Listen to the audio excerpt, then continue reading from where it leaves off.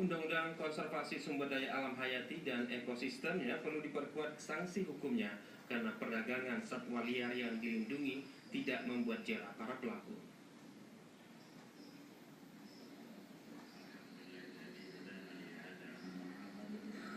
Sanksi yang perlu dikuatkan oleh pemerintah antara lain menjerat pelaku dengan menggunakan Undang-Undang Tindak Pidana Pencucian Uang, ungkap Kepala Balai Konservasi Sumber Daya Alam BKSDA Aceh Sabtu Aji Prabowo di Aula Rumah PMI Banda Aceh.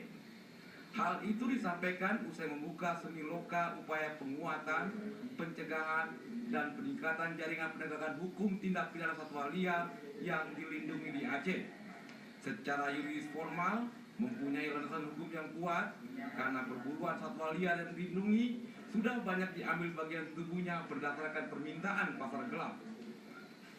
Menurut dia, aktivitas logging, pembukaan lahan perkebunan, pertambangan, kebakaran hutan, pembukaan jalan, dan alih fungsi lahan hutan merupakan pemicu berbagai permasalahan konflik satwa liar dengan manusia, termasuk perburuan dan perdagangan liar.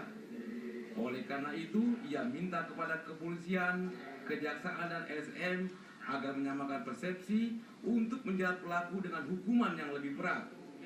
Undang-Undang Konservasi Sumber Daya Alam Hayati dan Ekosistemnya akan melengkapi berbagai perangkat hukum lainnya seperti Undang-Undang Pencucian Uang. Dengan demikian akan semakin terindikasi para sindikat pedagang satwa liar dan menjadi bagian yang dijual maupun yang diinvestasi.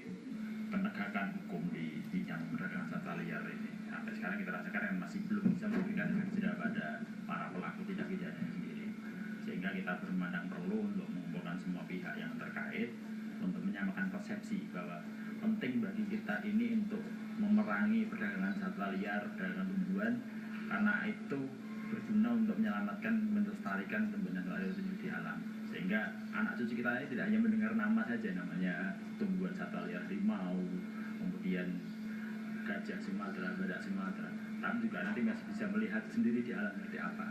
Karena kalau tidak, yakinlah kepunahan itu hanya akan menunggu waktu, akan ada percepatan kalau tidak dilakukan perang terhadap perdagangan satwa liar sendiri.